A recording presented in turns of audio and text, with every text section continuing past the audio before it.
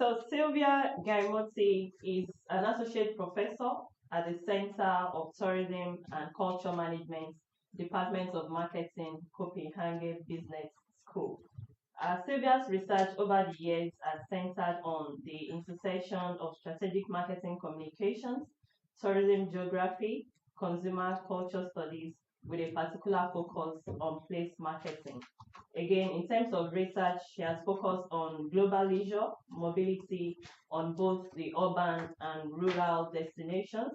And within her previous research projects, she has explored the commodification of peripheral regions along popular consumer trends, including the Nordic terror, adventure sports, Bollywood film, and contemporary pilgrimage. Our current research focuses on measuring contested placemaking practices.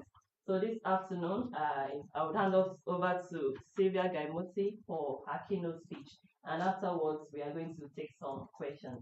So over to you, Szilvia. Thank you, and thank you for everyone staying with us a little bit more on the graveyard session.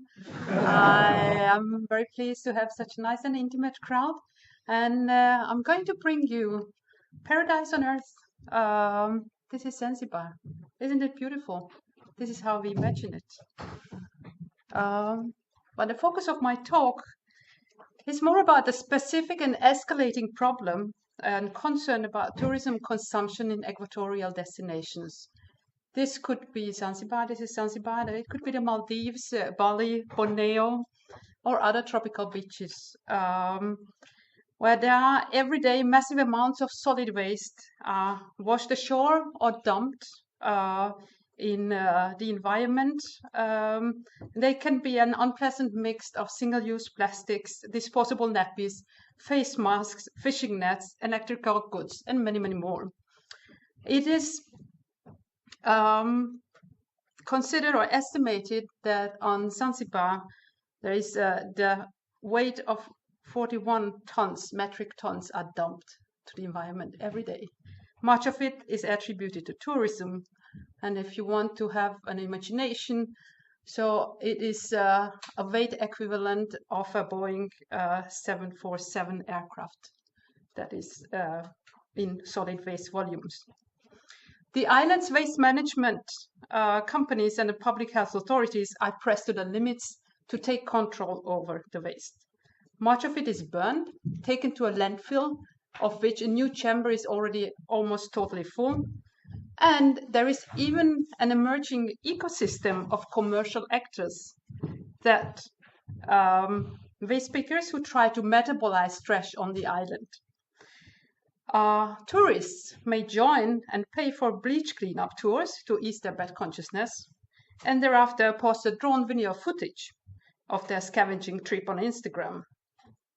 Still, if we look at social media, most of the user-generated content remain absolutely silent about waste. Waste is omnipresent, yet it is muted, unseen, and unreflected upon by most of the tourists. This invisibility reflects and represents a paradox for making change on a neoliberal market, where companies expect it to be demand-driven. So if customers don't voice it, it doesn't exist.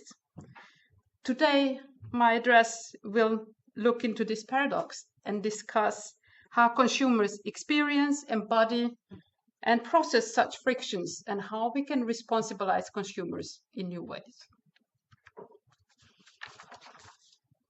Moralizing about the impact of tourism and its recklessness towards environmental and planetary and cultural resources is quite well established in social sciences and in critical tourism studies.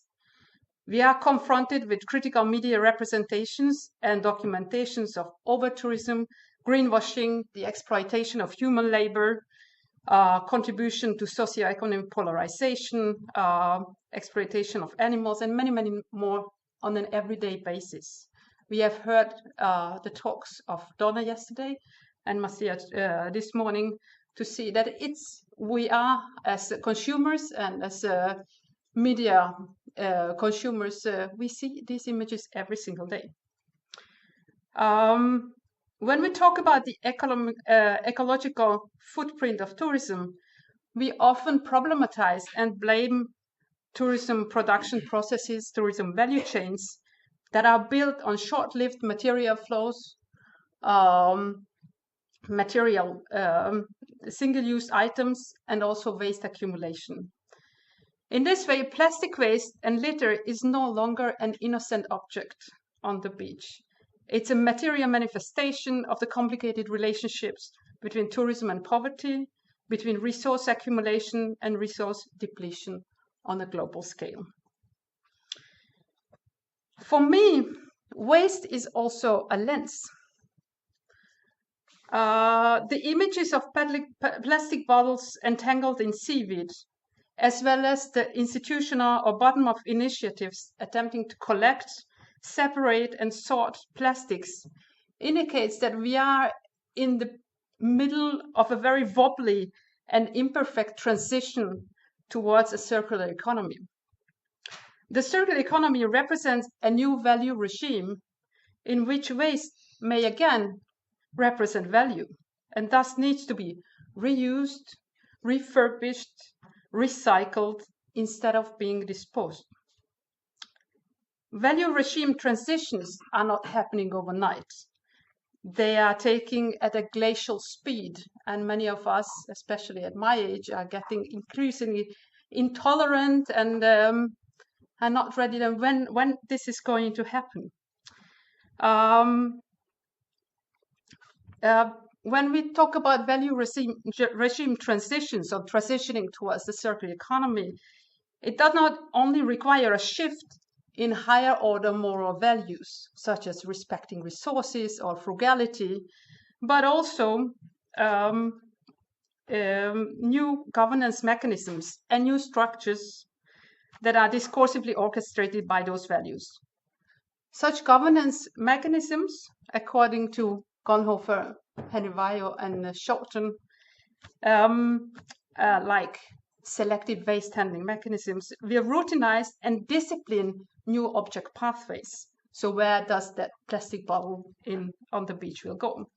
And how we can recirculating goods that are morally right and deemed before in the types deemed for throwing out. The disposal-centered consumer society must be interrupted on multiple levels. And as we can see, it takes not a village, but very different actors, governments, decision makers, institutions, NGOs, waste pickers, commercial operators, marketers, popular culture, and most of all, reflective and responsible consumer subjects. Critical tourism researchers are overly pessimistic and sometimes resign from demand-oriented transformations. In our views, consumers are ignorant, vulgar, and reckless. Yet, nevertheless, when we look into transformational consumer research and researchers that existed since 2010 or even before, there is consumers who are assigned a vital role in changing. So transformational consumer researchers coined the term consumer responsibilization. And Markus Giesler and Ella Veresiu developed a very nice model, a little bit complicated, they are sociologists, to depict a market-mediated process of consumer responsibilization. They suggest that there is a whole ecosystem out there of moral authorities who are at play to forge the responsible consumer subject. This very complex ecosystem of moral authorities will be there to shape new consumption habits, ethos, and desires. So the process of consumer responsibilization takes place in 4 steps, what Veresiu and Markus termed the PACT routine or the PACT framework. The PACT is an acronym that is standing for personalization, authorization, capabilization, and transformation. And I will walk you through a little bit here, trying to illustrate it each step in a tourism context. Personalization refers to persuading consumers that their choices and actions, no matter how small, will make a difference. They do make a difference, and the solution for a better and longer valorization of material resources are in their hands. Authorization reflects or legitimizes new morally correct behavior. For instance, let's take the train instead of the plane, let's eat more vegetables instead of meat, or let's not throw out all these bottles that we are finding here. And authorization is always based on referring to expert knowledge, researchers, or other authorities.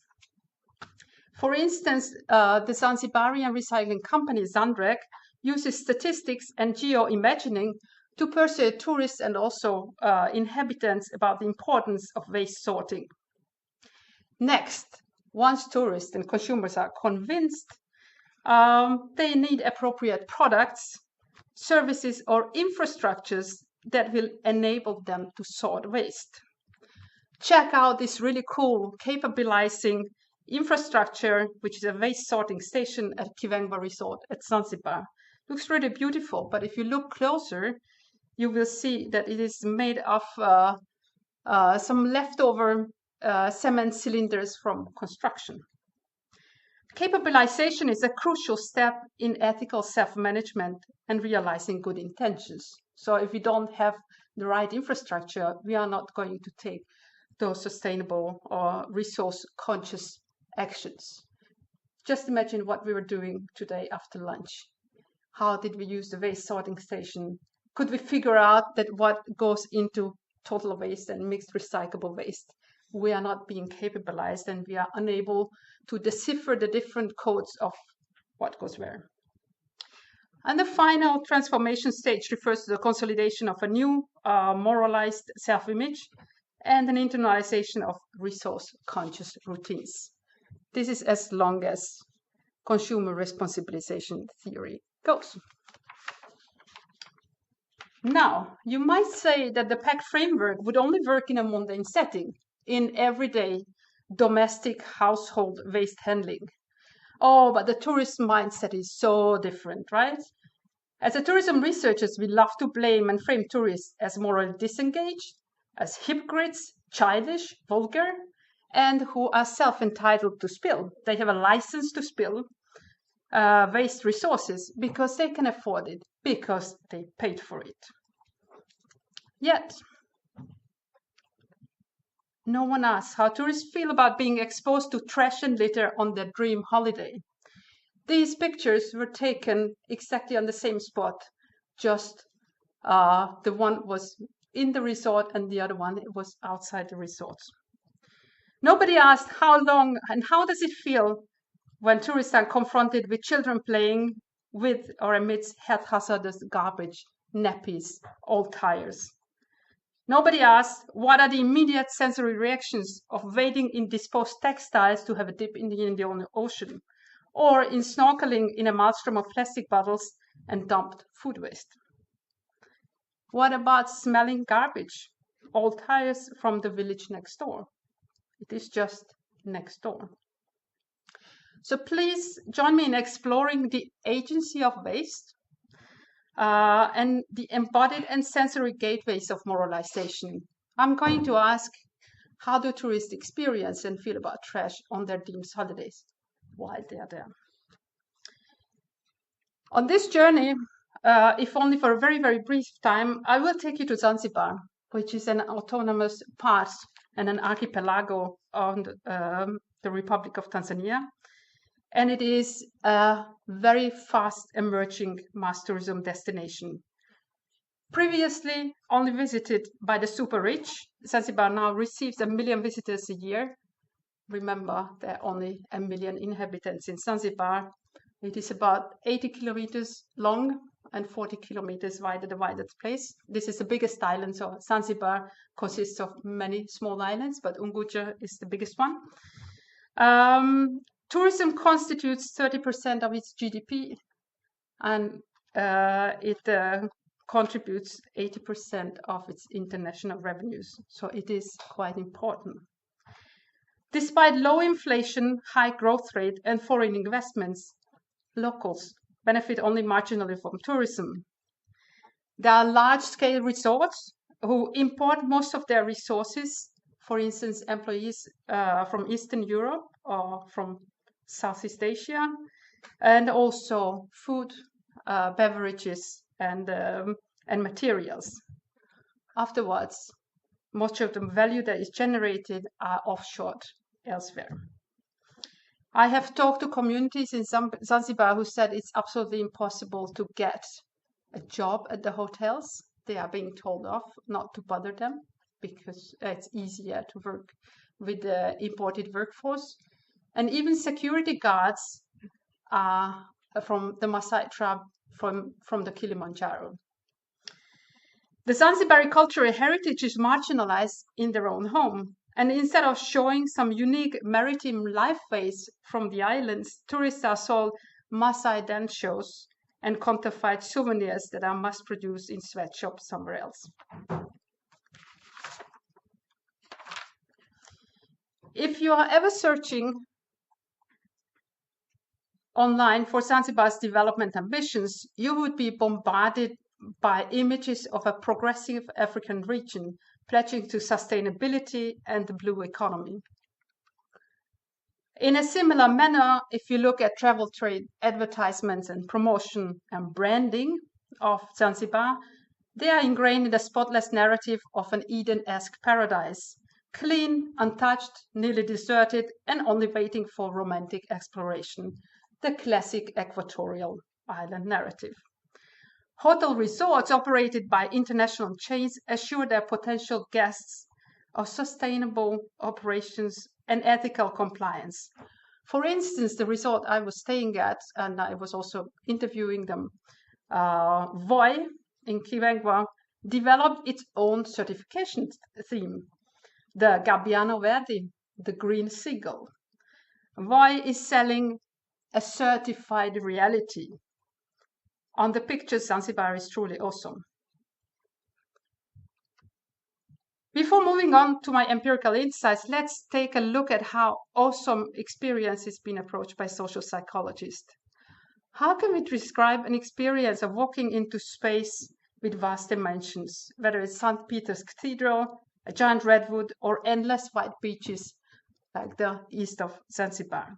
It is overpowering. Awesome experiences are overwhelming, and we are experiencing something much greater than ourselves.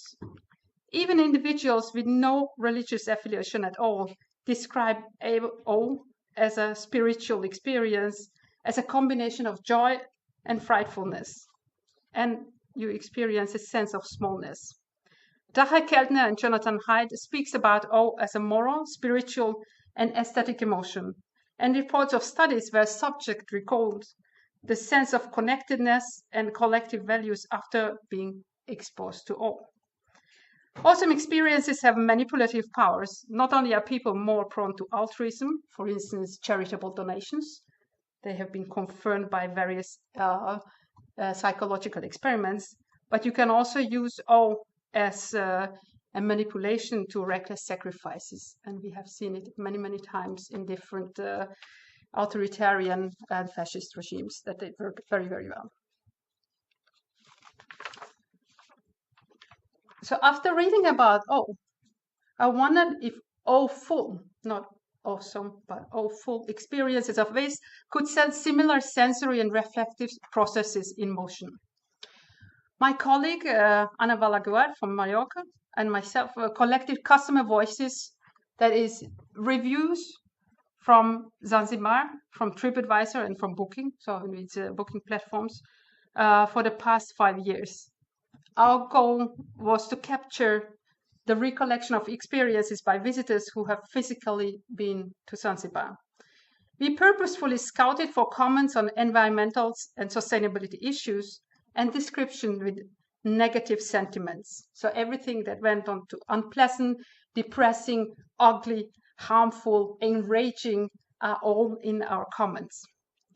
Given the online review format, only 10% of the scraped comments fell into this category. So you can see that about 2,000 comments we have scraped, Half of it concerns environmental and sustainability issues and cleanliness, and then 20% of those, so 10% of the total, are negative. Certainly, this says more about the validity of our method and the social desirability bias when people talk on social media reviews. But then about significance. You really have to be very disappointed to voice unpleasant parts of your holiday, because a bad holiday is also an admission of failure. Nobody has a bad holiday. So we digged, and we are still digging into excavating those comments, and found that these are mainly about embodied encounters of waste. They are always assigned a spatial position. This is really interesting. Concerns about waste are geotagged, as I can say. They are reflected in the movements and the whereabouts of tourists within and beyond the hotels they were rating. And if you want to make a very, very short look at the themes that are coming up and meaning constructions in those comments, it's about the beach, the hotel, the roads, so talking about the geotagging, the gardens, services, and there are some basic meaning-making structures around the plastic as well. To supplement the web script Customer Voices, Anna, Adrian, and I embarked on a field trip last year in October, but our primary objective was nothing about how consumers look into waste. The primary objective of our research was to map hotels' waste management practices and local sourcing practices. We wanted to see how hotels collaborate with communities there. So this story is just a side story of our field trip, but I found it still super interesting to see how different waste valorization regimes are interact with local communities and corporate resorts.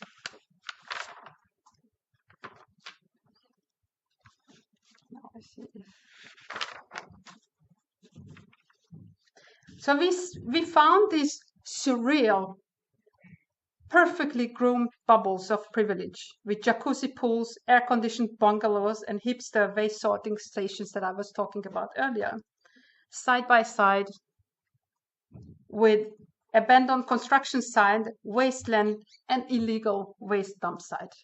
These two images were just next door. Waste knows no boundaries and messes up the spatial order of this beautiful beach.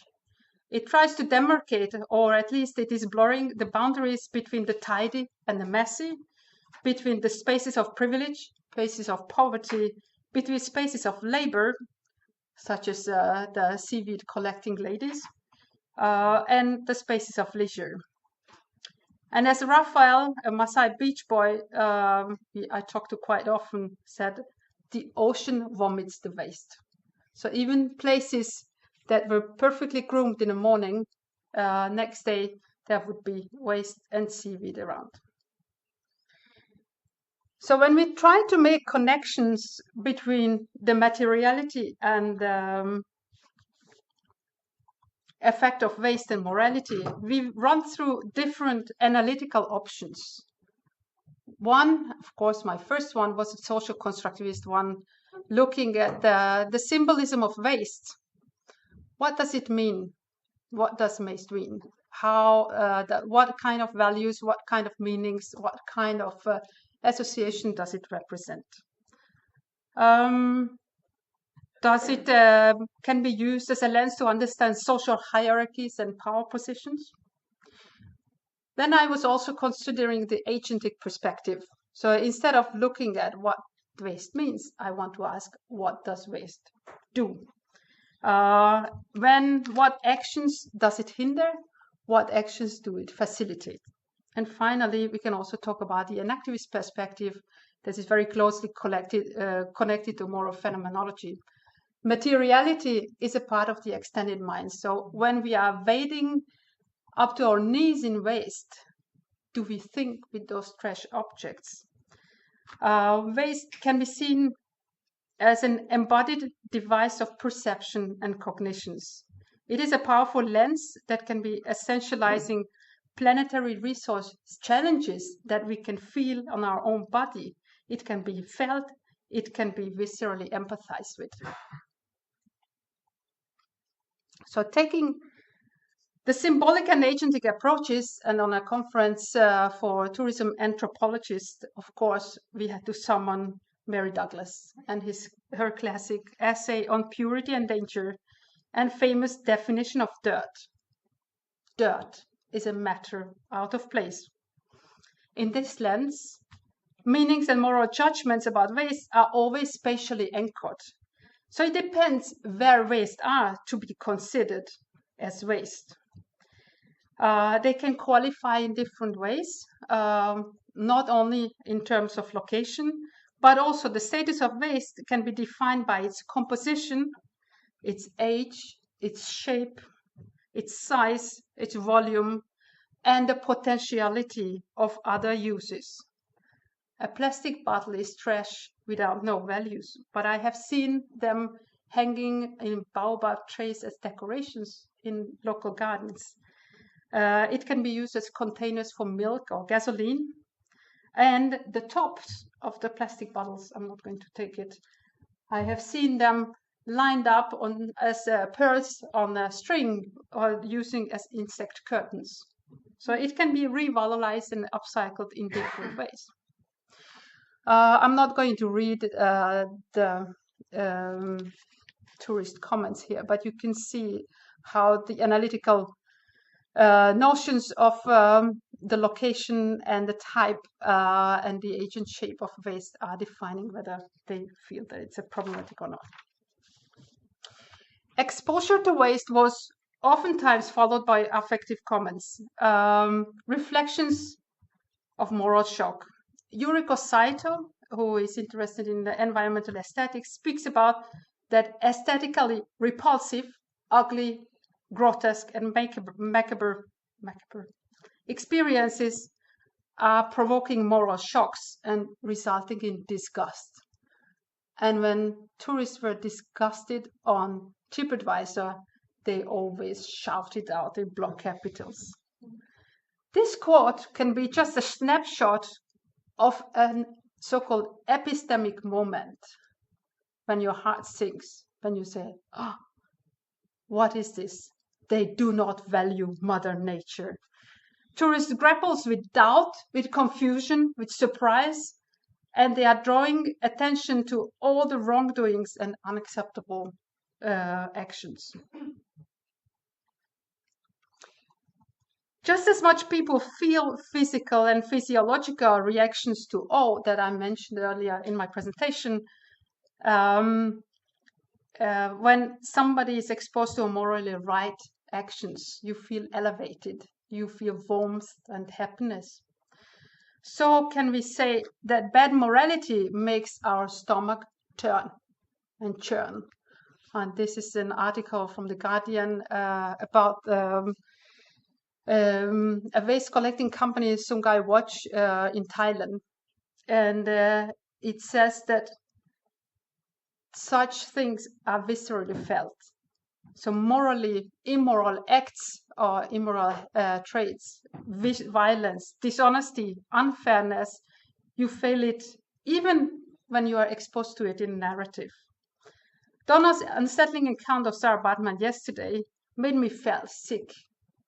You can feel this. How can we ever do this to a human being? How can we ever do this to our environment? The question is rather, what do we do with those kind of moral shocks and awakenings? Because they are clearly present when the tourists are at place. Where, why, and how does waste bother people? Some of the comments point at how people come to terms with those kind of nauseating and affective intensities and sensory discomfort when being exposed to waste. These carry descriptions of unpleasant, anesthetic, and overpowering sensory stimuli. So this is where we are coming to terms and trying to explain what has happened. If you look through these quite nice and quite different quotes from TripAdvisor reviewers, you see that those sensory discomfort are turned to anger. They reflect normative expectations of care, of order, and maintenance. We are angry about waste because we do expect that we should not be there when we have paid for it, when it's something should be tidy in our own property and around our property. In my reading, these quotes equally bound to European or Western spatial ordering, when inconvenient, messy, or dirty aspects of production should be kept invisible and out of our sights. And I think that Donna would certainly put a post-colonial reading of these positions and these comments. It highlights essentially socio-spatial tensions between host and guests, and the guest power position that I have paid for this, so you should better take care of your backgrounds, and also not only the hotels, but also the surroundings of the hotels.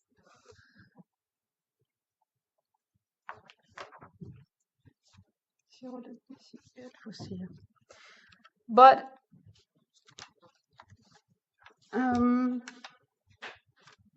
instead of falling into the trap of summoning the usual analytical categories to unpack the epistemic moments of disgusting waste, and also to read it as just a pure marking of power positions, I want to draw attention to their sensitizing potential, which means that the agency of rotten seaweed, burning tires, used nappies, and sun-bleached plastics lies exactly in their ability to shake, to surprise, to wake up subjects who are lulled into ignorance by promises of certified reality. Domen Baide and Pilar Rojas Gaviria claims that effective encounters such as these create responsible subjects because they are dramatizing relatable and intimate connections. These effective encounters with waste may just as well be awesome rather than awful. A beach cleanup resulting in 20 bags of plastic waste may not only be evocative, but also assertive, empowering, and even playful, because you are competing with others who can, collect the most waste. Finding new ways to upcycle plastic bottle lids at Modern Nature Conservation Camp brings out our creative and imaginative engagements and results in new and sometimes also commercially viable creations. As such, effective encounters are crucial moments in consumer responsibilization. They are capabilizing tourists of thinking in different ways, of taking responsibility. And when we see that why most tourists are muted their experiences of waste is because they try to cognitively distort the bad moral shocks into a digestible memory. I wanted to show a little bit also some of the comments that we found on TripAdvisor that I'm still grappling with how to understand in the best possible way are related to tourists giving normative advices. So they say that, okay, this is a dirty beach, someone's got to do something with it. But immediately after, they are externalizing that responsibility to someone else. So they do not accept the responsibilities assigned upon them. If we feel that tourists are outsourcing and extending responsibilities to anyone else but themselves, it is the hotels, it is the locals who should do the dirty job of cleaning up. There are also a few comments reducing the supplies of single-use plastics. So the last comments is actually quite interesting. So not dealing with the amount of volumes of waste, but reducing them upstream so not putting it into the production. These quotes actually show clearly that peoples and visitors do care and concern about current waste management practices and revenue flows.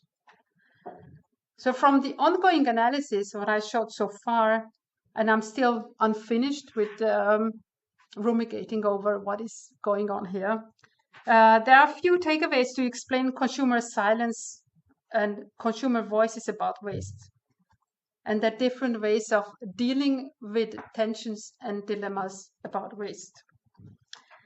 4 different theoretical avenues may serve as a backdrop for future research.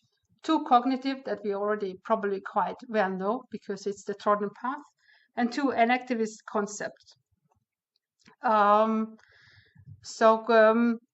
The cognitive concepts, perceptual defense and filter theory, explains quite well how we are trying retrospectively make sense or just distort our unsettling experiences. We have Xavier Font, who used quite many times the concept of moral disengagement that was developed by Alberto Bandura, which basically says that responsibility in moral disengagement is blamed or externalized and reattributed to somebody else. I would rather think that there is a little bit more novelty in looking into the 2 other enactivist contexts, material engagement theory, which basically states that we are thinking. So we think through embodying and engaging with materiality. And also the idea of epistemic moments, which says that those special defining aha moments, surprise, doubt, dilemmas, are the trigger points when we start reflecting about things.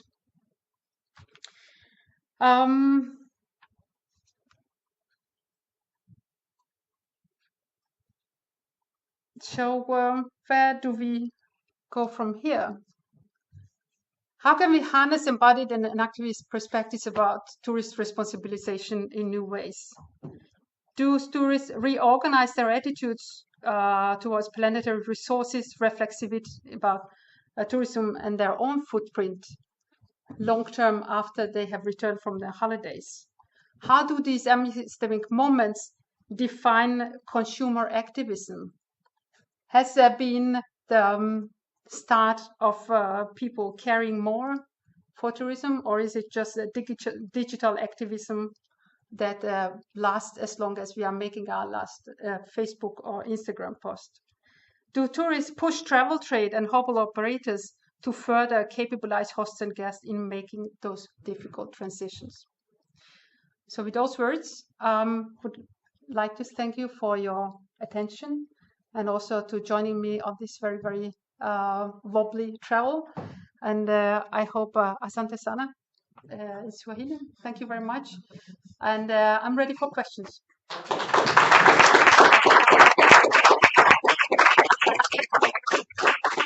Thank you very much, Dr. Szilvia. Such an interesting presentation from you. So to the audiences, do we have any questions for Szilvia? Yeah, let's have you. I mean, it is a small question, and maybe it might sound like I don't want to because it's already clear. You mentioned in your title that it is a childlike behavior. Yes. And I keep thinking about, I mean, I can imagine what, I mean, after having your presentation, so that basically that the responsibility is shifted. And at the same time, I'm not really sure. This is why I'm so hesitating. Maybe children would even be more active. So, I mean, what exactly do you mean when you say it is childlike? I have also removed that from the title. And the reason why I started to have it, it is a referral to Russell Berg and Mathieu Olivier, who talk about consumer neoteny or childlike consumers, which basically says that consumer society and marketers have artificially kept consumers in a childlike state by saying, you deserve it, you can do it, you can take another one. So that we are artificially removing all responsibilities and even inducing this idea that consumption is a patriotic action. So you can do whatever you want. There are no limits. And especially in tourism promotion, it is very similar, the kinds of narratives of saying that you can do whatever you like. You are free. So consumers are not childlike, but they are treated as children. And I think you're very right. If you want to work with other ways of, so it's difficult to change the behavior of someone who goes into a consumer experience that I can do anything. Yeah, lifting your finger, say, don't do this. It doesn't work. It doesn't work for a 6-year-old child. So how do you convince children to change their behavior? Is that you persuade them that this is fun. This is something else. And we have already seen this working very, very well. For instance, Saladonitsa did this gamification study in tourism. I think it's also tourism management on reducing food waste. And she distributed these stamp leaflets for families to eat up everything in a mass tourism resort. And actually, the children were the one who were the most inclined to reduce their food waste. So you need to have other persuasion techniques than moralizing. Yeah, thank you. Thank you. Do we have any other questions? I'm sorry. Do we have any other questions? Hi, that was great.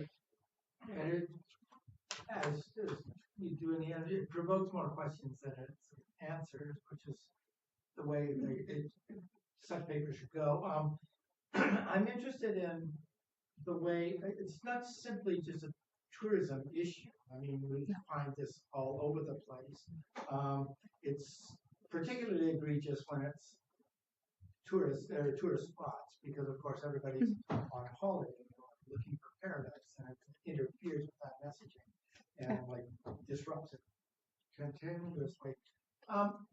Anand Pandian has written a book on methodologies for a troubled world, in which he has a chapter that's it's the most unsettling chapter in the book, on a group of incredibly interesting material artists who are now repurposing garbage in ways that are kind of trying in one way or another to make a moral statement about what this is all about, but at the same time try and trouble the blame game, about who's really responsible for this.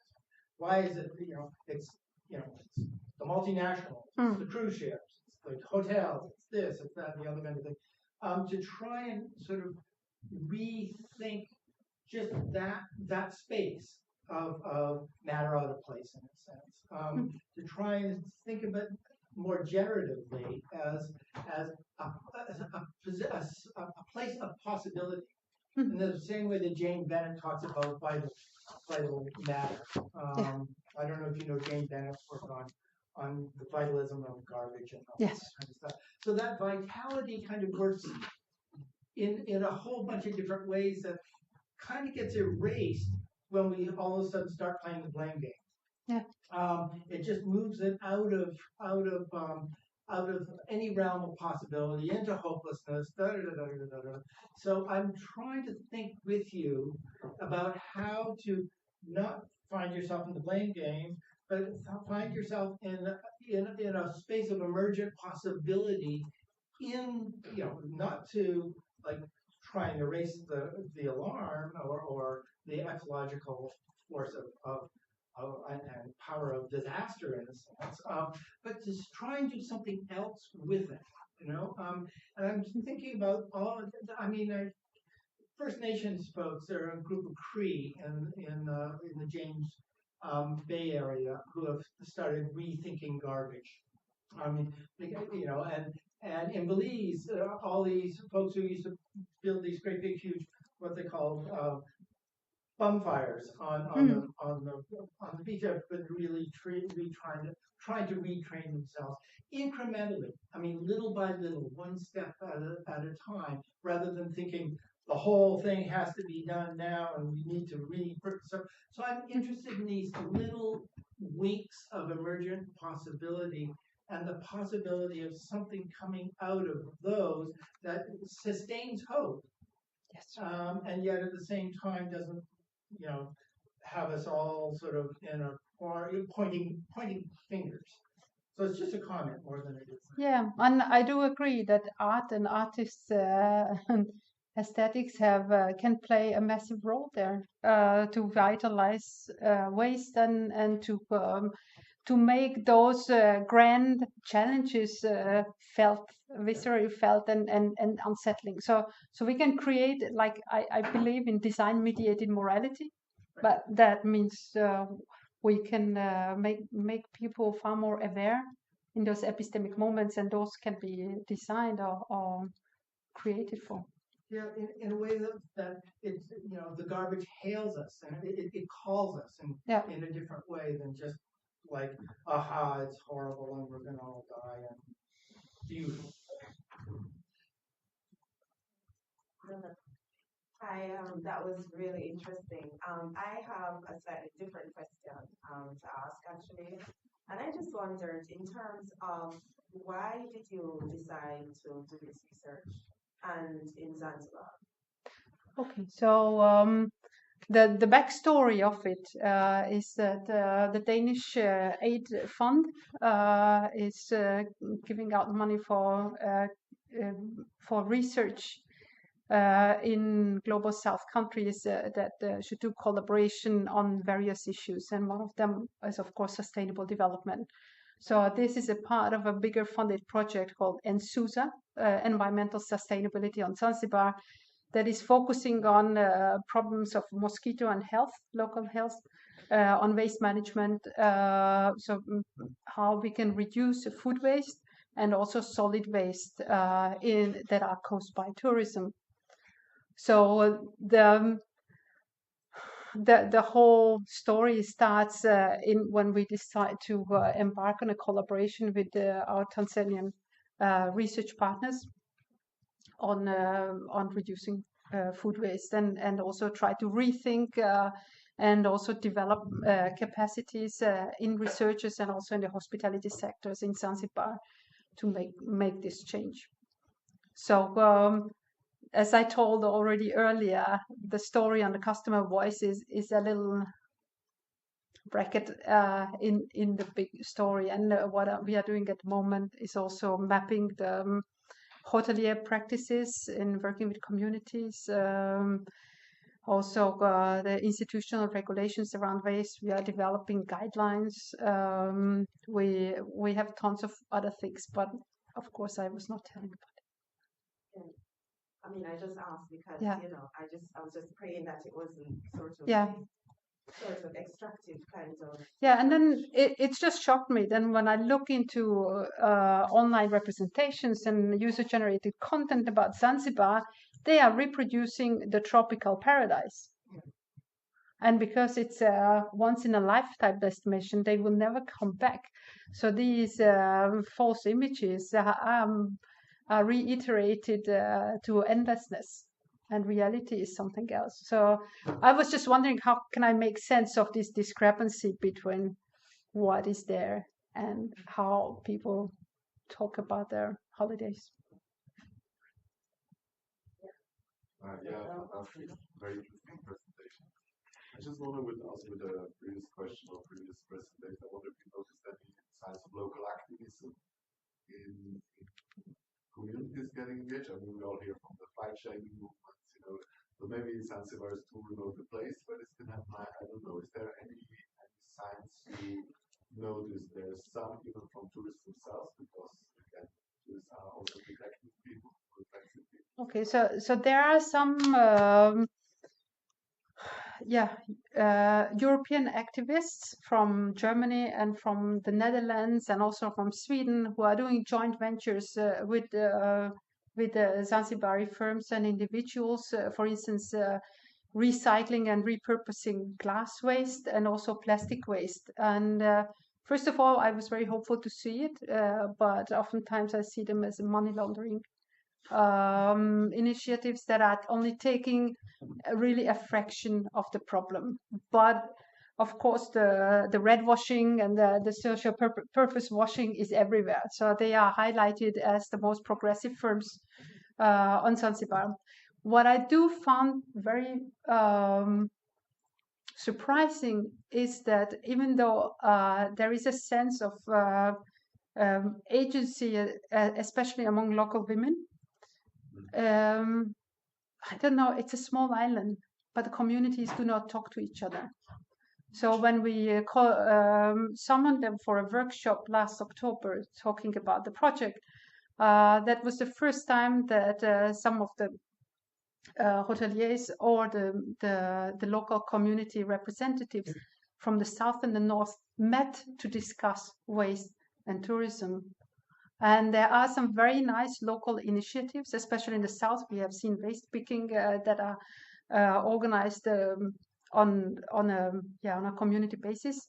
But those practices do not go and defund to other parts of the islands. And we are only talking about 80 kilometers and pretty okay transport conditions. Yeah. So Szilvia, the first thing, congratulations for your presentation. I think this is a very nice topic and very interesting and necessary topic. Also, with my research group, we are working also in this line. We are very, very interested in this. I think it is very interesting the description that you shared with us. I asked him myself if, for instance, do you think that you can, because I absolutely agree about it is difficult to change the behavior of the tourists.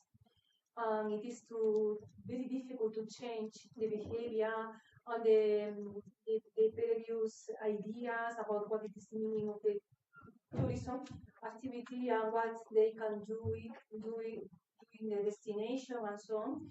But, for instance, one question was to know a little bit more about your opinion, to include, for instance, in the promotional communication towards the markets, towards the tourists, maybe some educational material, maybe interpretative material to offer to the tourists, the potential tourists, other way to regulate their behavior, because of course that there are evidence bad behaviors, but maybe not all the tourists are in occasion very conscious about the consequences of the behavior, or in other words, they can improve the behavior to be more conscious about, to be more responsible in the consumption of the resources, or to be more, to develop more nice behavior for the local community and so on. So maybe I would like to ask your opinion about to share with them not very complex material, but at the same way that the destination communicated with the tourists in a commercial way, to include educational, minimum material, interpretative material, and even considering the possibility of the technology, because technology can make it easier to communicate in an individual way with the tourists and so on. So this is my question, to know a little bit more of your opinion on this thing.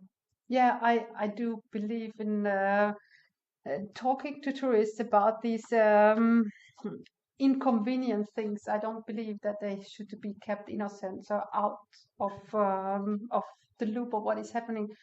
But instead of thinking that we can do just persuasive architecture and nudging, and so they can be manipulated to sort waste, I think that we have to shock them. I think that it's not about educational leaflets and nice things that are presenting pedagogical things. I think we should need artwork. We should need other ways to wake them up and to see that they are the part of the problem and the solution. But to engage them as we try to engage children. So we'll see how. We are in the discussion with some local artists to make a little experiment, and I will tell you how it goes. Any other questions? Okay, if there is none, can we give Szilvia a round of applause?